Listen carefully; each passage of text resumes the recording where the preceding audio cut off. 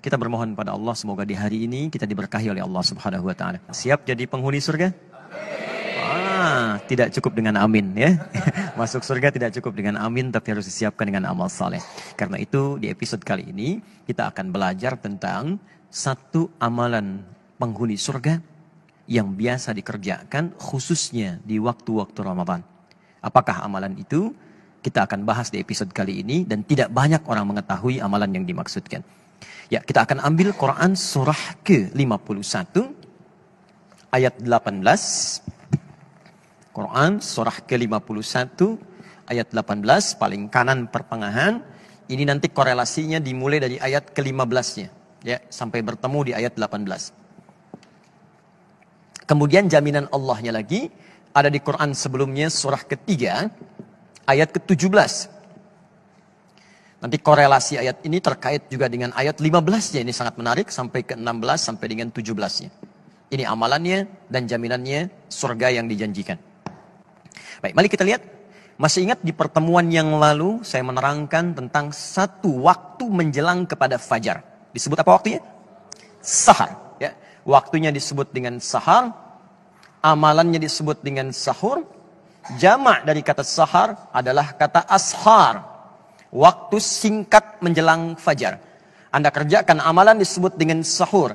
Saat Ramadan banyak diartikan sahur itu sekedar makan. Makan, tunggu fajar, tunaikan sholat, kadang-kadang selesai langsung istirahat.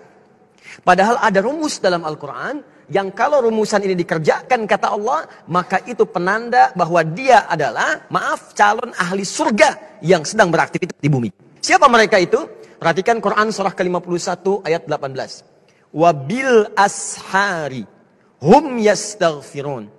Ada orang-orang penghuni surga itu yang aktivitasnya saat di dunia di waktu sahar. Wabil ashari hum yastaghfirun. Mereka banyak beristighfar kepada Allah Subhanahu wa taala. Istighfar. Siapa mereka ini? Kembalikan ke ayat 15-nya. Innal muttaqina fi jannatin wa uyun. Ada orang-orang takwa yang akan masuk surga, surganya spesial. Jadi orang yang biasa istighfar di waktu sahar itu surganya spesial. Kata Allah, mereka akan tinggal di taman-taman surga. Akhidhina ma atahum rabbuhum. Keunggulan yang kedua, mereka akan langsung mendapatkan kenikmatan surga dari Allah tanpa perantara. Jadi bisa menatap Allah tanpa hijab. Ya, nanti di hari kiamat saat kembali kepada Allah. Nanti ayatnya di Quran surah 75, ayat ke-22 sampai dengan 23. Ya, wujuhun yauma idzin nadhirah. Ada orang yang wajahnya berbinar, gembira sekali. Bukan karena masuk surganya. Ya, bukan karena surganya. Ila rabbiha nadhirah, karena bisa menatap Allah langsung tanpa hijab seketika. Siapa di antara mereka itu? Inilah yang saat di dunia punya kebiasaan istighfar di waktu sahar. Nah, jadi saya ingin simpulkan bahwa dalam bahasan ini, yang pertama, teman-teman, kalau sudah masuk waktu sahur, jangan cuma makan. Makan, selesai. 10 menit, 20 menit, begitu selesai. Duduklah Anda di ruang tengah. Datang bersama keluarga. Lalu istighfar kepada Allah Subhanahu wa taala. Astagfirullah. Ya Allah, saya minta ampun ya Allah. Saya minta ampun ya Allah. Jika Anda bisa kerjakan itu, maka hadisnya hadis qudsi. Diriwayatkan oleh 30 orang sahabat senior jalur pertamanya. Ya, Nabi mengatakan, Allah berfirman, kalau sudah datang akhir-akhir malam itu menjelang fajar, maka Allah kemudian turun ke langit dunia dan menyampaikan kepada hamba-hambanya. Perhatikan kalimatnya. Ya ibadi, siapa yang di antara hambaku? Hambaku. Siapa yang minta, aku kabulkan. Siapa yang berdoa, aku jawab. Wa man istaghfara liya, dan siapa yang istighfar kepadaku, ghafartu lahu, maka aku ampuni semua dosa-dosanya. Kata para ulama, jika seorang sudah diampuni dosanya, maka semua yang dimintakan akan langsung dikabulkan oleh Allah tanpa harus minta lagi. Maka para ulama mengatakan pilih yang ketiga untuk istighfar, maka semua akan Allah cukupkan dalam kehidupan kita.